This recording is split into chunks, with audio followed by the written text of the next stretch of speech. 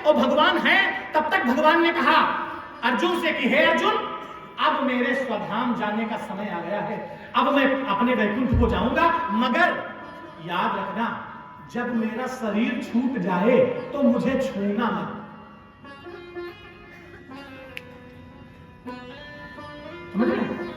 भगवान ने कहा कि जब मेरा शरीर छूट जाए तो हे अर्जुन मुझे तुम छूना मत, क्योंकि तुमने जो युद्ध लड़ा है वो तुमने नहीं लड़ा है, तुम्हारे भीतर मेरी शक्तियां उपस्थित हैं, उन्होंने ही युद्ध लड़ा है और उन्होंने ही जीता है। तुम ये ना समझ लेना कि तुमने जीता है, इसलिए मैं तुमको बताता हूं मुझे छूना मत, स्पर्श मत करना। इतने में भगवान ने लीला रची और भगवान के जाने का जो आया है सो, वो अलग बात है कि वो भगवान थे, पर यहां आएंगे तो जाना। इसलिए भगवान एक बार वन में लेटे हुए थे वृक्ष के नीचे। व्याघ्र ने यह समझा कि भगवान का चरण मानो रक्त रंजित और श्वेत होकर के चमक रहा था, ऐसे लग रहा था मानो उद्दीप्त मणि हो, मानो मृग की नाभि हो, मानो कोई बहुत सुंदर मणि उद्दीप्त है। उस मणि के उद्दीप्त प्रकाश से प्रकाशाप्लावित होकर उस व्याघ्र ने बिना सोचे समझे तीर चला दिया और वो तीर भगवान ना श्री कृष्ण के चरण में लगा। वो तो तीर तो बहाना था, क्योंकि उनको यहां से जाना था, उसी बहाने भगवान श्री कृष्ण ने अपना शरीर वहीं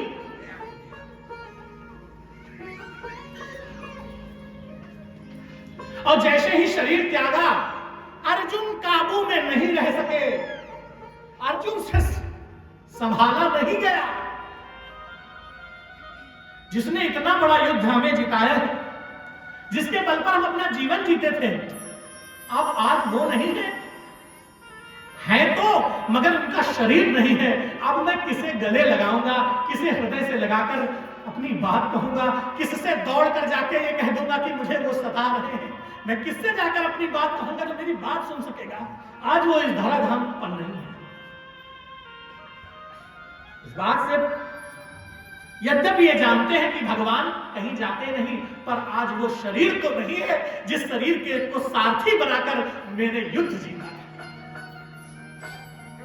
उस दुख से दुखी हुए और उन्होंने कृष्ण जी के उस शरीर को लिपटा लिया, बिना सोचे समझे लिपटा लिया। और जैसे ही लिपटाया था वैसे ही अर्जुन के भीतर विद्यमान सारी शक्तियां मानो कृष्ण जी के साथ ही चली गई। अर्जुन अब शक्तिहीन हो गए।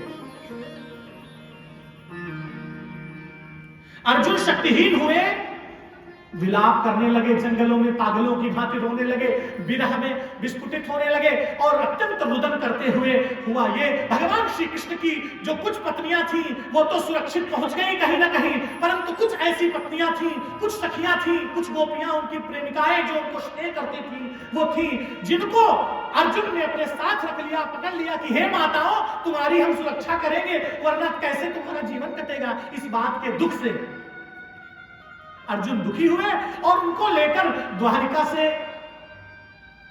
हस्तिनापुर आने लगे। जब आने लगे तो रास्ते में भिल्ल मिल गए। तो मैं आपसे कहता हूं क्या कि पुरुष बलि नहीं होत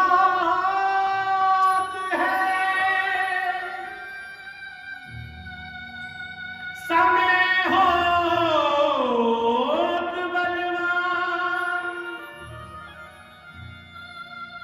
पुरुष बलि नहीं होत है,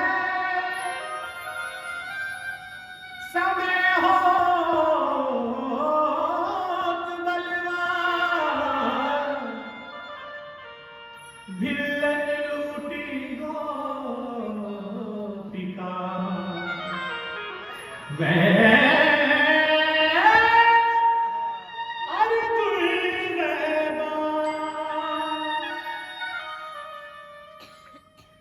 लूटी गोपिका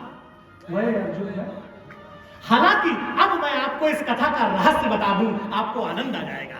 रहस्य क्या है? भगवान श्री कृष्ण ने अपनी शक्तियों को अर्जुन में स्थापित कर दिया था। अर्जुन से कहा था स्पर्श न करना, लेकिन भगवान को जाना था तो शक्तियां भी तो साथ जाएंगी। भगवान की लीला से मोहित होकर अर्जुन ने वो शक्तियां उसी बहाने भगवान को दी, और उसके बाद वो जो भिल्ल बन के आए थे वो भगवान श्री कृष्ण ही थे। उन्होंने ही अपनी गोपियों को वैकुंठ धाम अपने साथ ले गए। क्योंकि जानते हो तेरा राम जी करेंगे बेड़ा पार, उदासी मन काहे को करे। चिंता किस बात की? ये वही बन के आए थे। क्यों? अगर वो भिल्ल ना आते तो असली वाले भिल्ल लूट ले जाते। लेकिन समझना जरूरी है कि शक्तिमान अगर तुम हो भैया, अगर तुम बहुत अच्छा बजा लेते हो तो ये भगवान की कृपा है। अगर तुम बहुत अच्छे तबला वादक हो तो ये भगवान की दया है। अगर तुम बहुत अच्छे कथावाचक हो तो तुम्हारा इसमें कोई बड़प्पन नहीं है, भगवान की कृपा है। अच्छे पुजारी हो, भगवान की कृपा है। भगवान के भक्त हो तो तुम्हारे ऊपर साक्षात भगवान की कृपा है। और तुम अगर अपने साथ 50 लोगों को छोड़कर कथा सुनवा रहे हो तो यजमान विश्वास करना, तुम्हारे जीवन का कोई बहुत बड़ा पुण्य उदय हुआ है जो तुम ये कर पा रहे हो। तुम भगवान की शक्ति से संपन्न हो, और जिस दिन तुमने अपने आप को ऐठन में, अहंकार में ये मान लिया कि मैं करता हूं, मेरी व्यवस्था है, मैंने किया, उस दिन वह अर्जुन वह बाण। बोलो सच्चिदानंद भगवान की। अर्जुन वापस आने लगे दुखी होकर, तो हुआ क्या? यहां क्या हुआ? अर्जुन वहां से वापस आ रहे हैं तो रास्ते में क्या हुआ? युधिष्ठिर जी अपने यहां बैठे हैं हस्तिनापुर में। या युधिष्ठिर जी जो हैं उनके भैया, युधिष्ठिर जी का बायां अंग फड़क रहा है, और ये सब हो रहा जो मैं चौपाई गाने जा रहा हूं। हरसियार बोले प्रतिकूला, हरसियार बोले प्रतिकूला, हरसियार बोले प्रतिकूला। हरक सिर्फ इतना है कि वहां भरत जी को अपशगुन हो रहा था राम कथा में, और यहां अपशगुन हो रहा है युधिष्ठिर को। हरसियार बोले प्रतिकूला, हरसियार बोले प्रतिकूला। मानो सियार बोल रहे हैं। और सुनो, जान लेना, अगर गाय निकली तो गाय ने अर्जुन को अपने बाएं से धक्का दे दिया। अगर गाय आपको बाएं करके निकल जाए अचानक से तो सावधान हो जाना, यह अपशगुन है। अगर सियार बोलते तुमको तेज तेज सुनाई पड़ने लगे, बहुत तेज, अब हुआ सियार रहते बहुत हो तो अलग बात है। अगर साधारण रूप से सुनाई पड़ने लगे तो फिर अपशगुन है। अगर आपकी बाईं आंख फड़कने लगे अपशगुन है। घर से निकलते ही किसी द्रव पदार्थ जैसे चिकनाई से संबंधित इन शब्दों का नाम ले लेना अपशगुन है। ये सब शास्त्रों में लिखा है, ये सब बनाई बातें नहीं जो तुम समझ रहे हो। किसी ने कह दिया बिल्ली रास्ता काट गई तो ये अपशगुन है, अपशगुन है, इसमें लिखा है अपशगुन है। वो बिल्ली अपशगुन नहीं है, वो बिल्ली रास्ता काट कर तुमसे कह रही है कि अभी तुम न जाना। ये सगुन तुम्हारे लिए और अपशगुन भी तुम्हारे लिए, समझ लो। बोलो सच्चिदानंद भगवान के लिए। वो कह रहे हैं कि तुम न निकलना, हम ही निकल जाके तुम्हारा संकट निपटा रहे हैं। ये सब शगुन अपशगुन ये सब हमारे शास्त्रों की बातें। कल के पैदा हुए समोसा खाए हुए लोग ये कहते हैं शगुन अपशगुन कुछ नहीं होता। They are totally nonsense. They have only formal knowledge. They have not spiritual knowledge. That's why they are telling like this. अरे we have to understand कि हमारे यहाँ की टर्म्स क्या है, हमारे यहाँ की कंडीशंस क्या है, हमारे क्या रूल्स हैं, हमारे क्या रेगुलेशंस हैं, हमारी क्या वैल्यूज हैं। इनको आप पढ़ाया नहीं जाता, इसलिए लोग जानते नहीं। लोग केवल बस जॉनी जॉनी यस पापा पढ़ा के छुट्टी कर देते।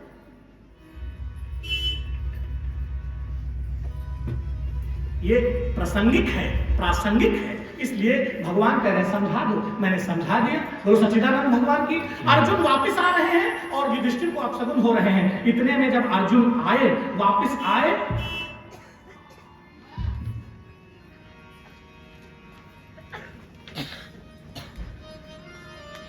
बोलिए श्री सच्चिदानंद भगवान की। जैसे ही अर्जुन वापस आए तो अर्जुन का मुंह देखा, अर्जुन का मुख देखा युधिष्ठिर ने। तो युधिष्ठिर ने अर्जुन से जानते हो क्या कहा?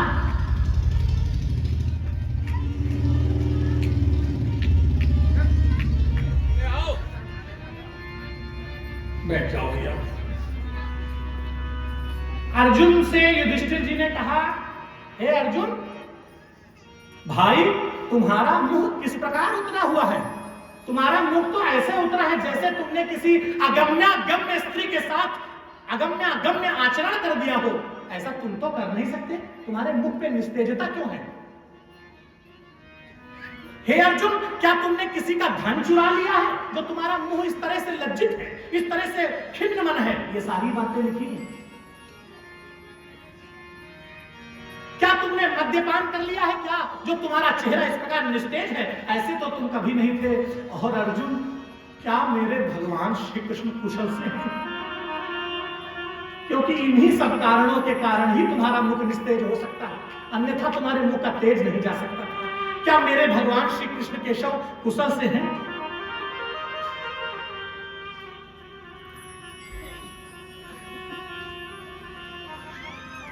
ये कोई कैसे कहे कि भगवान का वो शरीर शांत हो गया? हे युधिष्ठिर, हे बड़े भैया, अब हमारे पालक, हमारे रक्षक अपने उस शरीर से इस धराधाम पर नहीं है, उनका गमन हो चुका है। अरे ऐसा सुने मानो महाराज युधिष्ठिर की छाती पर वज्राघात हो गया हो, निश्चेष्ट होकर भूमि पर गिर गए और भूमि पर गिरते ही अत्यंत दुखित होकर मानो रुग्ण हो गए, मानो व्यथित हो गए, मानो निःशब्द हो गए, मानो वाणी से शब्द नहीं आ रहे, मानो वाणी समेत, मानो 5 कर्मेंद्रियां, 5 ज्ञानेंद्रियों समेत किसी ने कंठादि को अवरुद्ध करके मन को कहीं पर अवस्थित करके, मानो अक्षरों को विलुप्त करके, मानो निरक्षर सा कर दिया, मानो अशिक्षित सा कर दिया, मानो शिक्षा, बातचीत, अक्षर ज्ञान, ये सब कुछ उनकी क्षमता से परे हो गया और वो भाव में केवल और केवल मानो नेत्रों से